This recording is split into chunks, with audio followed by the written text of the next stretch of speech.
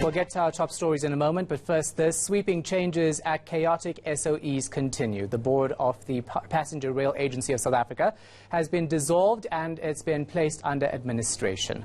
The agency has been plagued by mismanagement, crime and arson attacks. Our reporter Lindokuhle Xulu is following the story for us. He joins us now. So Linda, of course, Prasa placed under administration. What does it mean for workers? Well, what it means is that they'll have one person to report to and one person who's making decisions. So ultimately, the people who were sacked is the acting CEO as well as the interim board. Those ones are out of a job as far as the Minister of Transport is concerned. But more so on the employees, they're saying that they'll have a centralized management system where Musa Mpondo is the one who's making the decisions and is the one who's going to be held accountable for the decisions that are made there. But if we can just go back and take a listen to where the minister placed the railway agency, not just under administration, but under administration effective immediately. Can you just take a listen to that bite? I've therefore decided to dissolve the interim board and place Prasa under administration with immediate effect.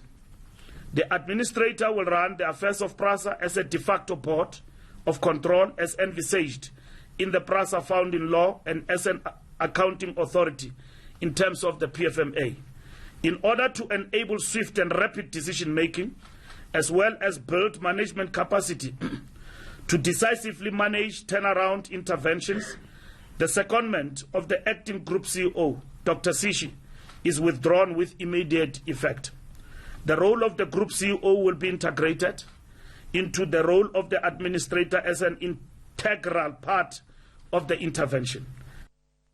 All right, so placed under administration for how long? Well, we understand that this will be for a 12 months, a period of 12 months. So Mr. Mpofu is then has about 12 months to actually turn around the railway agency. And what the minister also stressed upon when we spoke to him on the sidelines was the fact that he is hopeful that this particular change will stop the billions that have been lost in maladministration, irregular expenditure. And what he says now is that they can then be able to focus on more pressing concerns such as getting security, railway police, as he said, a police force that will be particularly focused on protecting not only the infrastructure but also the people. So we understand for about 12 months, billions are to be saved as compared to previous times, and we understand that in that way they are able then to focus on other things such as providing better infrastructure even for some of those commuters that use it on a daily basis. Yeah, so what does it mean for commuters when it's placed under administration? Not really going to impact them, right? It's not really going to impact them. It is all about the management structure